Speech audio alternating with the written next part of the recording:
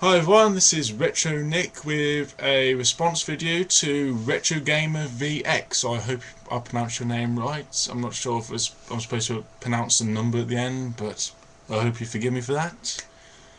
And so this is a response to a very interesting question. Which generation of gaming do you think is the the pinnacle point in which technology changes gaming? Well, it's a very difficult question, and I'm sure anyone else would agree. It's difficult to pinpoint where technology changes because opinions differ to whoever you are. So we could argue that the current generations have all the motion sensors, and with the Kinect, the Wii remotes, and PlayStation Move. So you could technically argue that the seventh generation is ever changing, and we could say the eighth generation. I'll call it the eighth just for convenience, with the 3DS that uses 3D without glasses. So it is a topic that we could probably go on for hours. It could even be a podcast episode, possibly. So if you're watching, Steve, Mayhem D, uh, or was it Mayhem? Yeah, Mayhem Steve Andrews. Yeah, that podcast episode. Yeah. So, well, onto the subject. Well, we could begin to discuss what I think might be the pinnacle point in which technology has changed gaming, which would be the 16-bit era, or aka the fourth generation, with the Mega Drive, aka Genesis. This is the Model 1, by the way. It's 16-bit. Yeah, very impressive. And then Super Nintendo comes along with 16-bit as well, so basically challenges its competitor. Yep, and this is probably where the change, because the competition between gaming companies became fierce, especially between Nintendo and Sega. There is technically the PlayStation 3 and Xbox 360, aka Sony and Microsoft, that are currently warring it out at the minute. They're the Wii's just like strolling along, like, and the Xbox and PS3 are just battling out between each other. But this was where back when competition was fierce. Like, Sega does what Nintendo don't, and Nintendo just had, well, technically was superior graphically and sound wise, and with colours, you had more colours than with the Mega Drive. But that's when the competition heated up. They both walled it out, and quite very close actually. I can't remember off the top of my head who actually won the console war between them. Although we know that Sega eventually went out with the Dreamcast, the very last console. But obviously, to keep up with its competition, the Super Nintendo, there were others like the Atari Jaguar and various others, the 3DO. I can't think of all on the top of my head.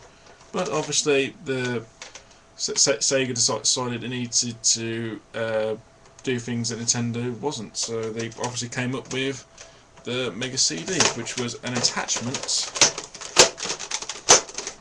for the Mega Drive, so you can play CD games, which was also the pinnacle of technology, because CD technology was a relatively new thing when by the time this came out. So yeah, and so it did challenge it in terms of technology, although even with this, Super Nintendo still did well against the Mega Drive and its add-ons. The 32X we can forget about really, because it didn't do much really.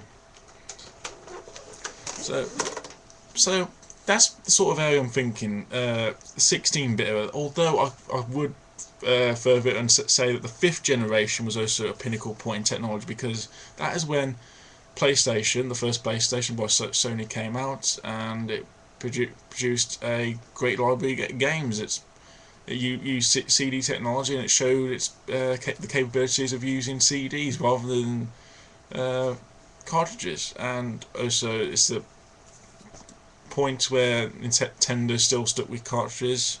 It was just like where the power of the console was the most important thing. And although the Saturn was one of the most powerful consoles at the time, it still didn't do too well, because Well, it's lack of.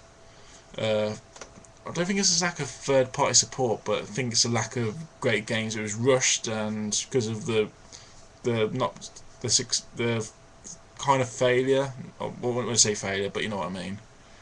Of the Mega Drive add-ons, which were good, but just not the cutting edge because at the time Sega was just concentrating too much on its handheld, the Game Gear, the console, Mega Drive, the previous console, the Master System, Mega CD, and the 32X, and other consoles were probably in the works as well. But obviously, they had to cancel that. They had to cut somewhere.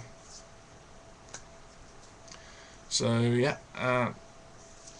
So the Saturn didn't do too well, but obviously it did have the technology, the CD capabilities. It was, I think, slightly superior to the uh, PlayStation, if I remember correctly, but it obviously didn't do too well because the PlayStation just blew the market away. It even beat Nintendo. So obviously, I think that will be my point to make. That the fourth and the fifth generation are the points in which technology in gaming changes. Well, that's what I think. In a way, you could probably leave a response to this, or go to Retro Gamer VX. I've pronounced your name right. And just what do you think? I mean, I'm not saying my opinions are right, but that's what I think personally. Though we could argue that the NES and Master System period is when it's died, or you can even go further back, say the Atari with interchangeable cartridges.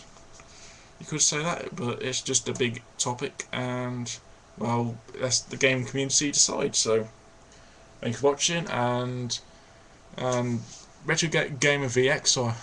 I like your videos, very interesting, quite unique with the little vortex thing going on the back and the cup of teas. If you, yes, calmly got a vortex, but yeah, I don't care.